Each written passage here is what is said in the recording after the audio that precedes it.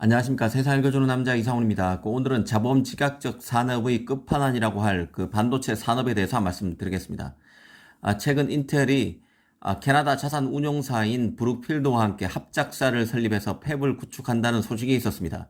인텔이 150억 달러를 투자해서 지분 51%를 갖고 브룩필드가 나머지 지분 49%를 갖는 조건입니다.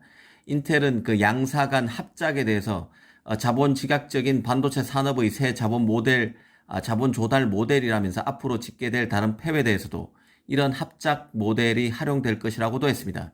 사실 이 소식을 들으면서 조건 반사적으로 연상된 것은 미국의 팹리스 AMD와 중국 파운드리 SMIC입니다.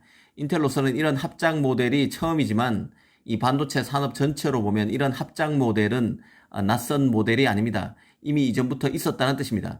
그럼 왜 이 시점에서 인텔이 이런 합작 모델을 들고 왔는지 생각해 볼 필요가 있다는 생각입니다. 이런 점을 천천히 짚어드리겠습니다. 일단 그 과거 사례부터 한번 보겠습니다. AMD부터 보겠습니다. 그 인텔의 경쟁자인 AMD도 과거에는 어엿한 그 종합 반도체 기업이었습니다. 제조와 설계를 다 했다는 뜻입니다.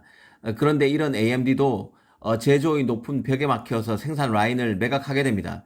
제조를 가져가기 위해서는 엄청난 투자를 감당할 수 있어야 하고 투자해서 만든 팹을 통해서 곧바로 투자 자금을 회수할 만큼의 칩 수주를 할 수 있어야 하는데 AMD는 그러지 못했습니다.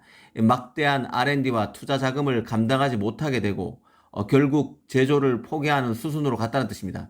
이 파운드리 시장에서 TSMC와 삼성 다음의 그 3위 기업이 바로 미국의 글로벌 파운드리인데요.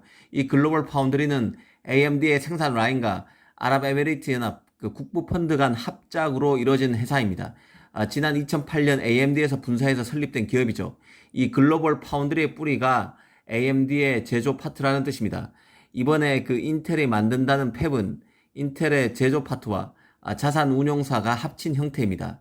글로벌 파운드리가 설립된 구조와 이번에 발표된 인텔 합작사의 구조가 사실상 똑같습니다. 중국 SMIC 같은 경우는 이런 형태는 아니지만 정부 돈 등이 들어왔다는 점에서 유사점이 있습니다. SMIC 팹은 투자은행뿐만 아니라 중국 중앙정부, 지방정부의 자금이 함께 뒤섞여 있는 구조입니다. 이쯤에서 유심히 봐야 할 게 있는데요. 인텔은 항상 그 팹의 지분 100%를 소유해 왔습니다. 다른 투자자가 팹의 지분을 갖는 것을 허용하지 않았습니다. 결국 반도체 투자 비용이 갈수록 비싸지는 상황에서 투자 비용을 낮추기 위해서 인텔이 이런 머리를 쓴 것으로 볼 수 있습니다. 사실 그 강조하고 싶은 부분은 따로 있는데요. 지금은 묻지마 팹 증설이 한창입니다. 너도 나도 팹을 짓고 있습니다. 이 반도체가 전략 자산이 되면서 경제 논리에 따라서 팹을 짓는 게 아니라 정치 논리가 개입되고 있습니다. 무조건 자기 땅에 팹을 짓기 위해서 미국, 유럽, 일본 정부 등은 막대한 보조금으로 팹 유치에 팔을 걷어붙여 왔습니다. 인텔 같은 경우만 해도 미국에서는 애리조나 팹을 비롯해서 오하이오 팹을 짓고 있고 유럽에서는 아일랜드 팹 증설에 이어서 독일 마그데부르크에서도 팹을 짓기로 했습니다. 한 개 반도체 라인을 완성하는 데만 10조에서 12조가 들어가는 반도체 시장에서 팹이 우후죽순 생기고 있고 이 각국 정부는 보조금 정치까지 동원하면서 파운드리에 돈을 뿌리고 있습니다.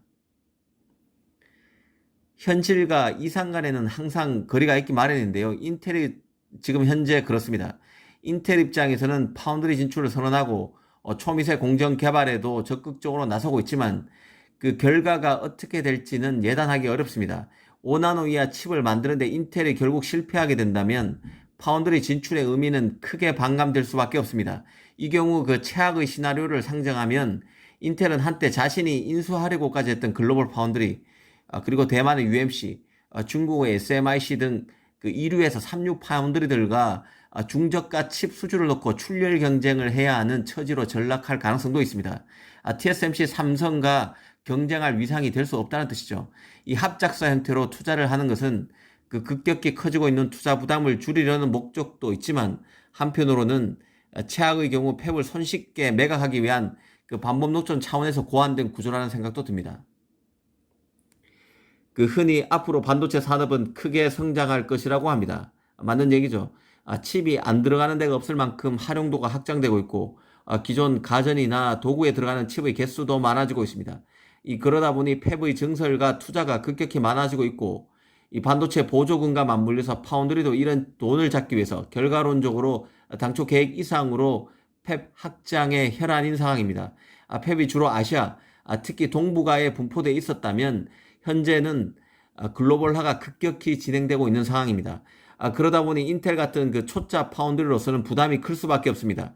막대한 투자를 해야 하고 기술력도 어느새 수세적으로 밀리는 입장이 된 인텔로서는 기존처럼 팹의 100% 지분을 확보하는 그림을 고수해서는 리스크가 눈덩이처럼 커질 수밖에 없습니다.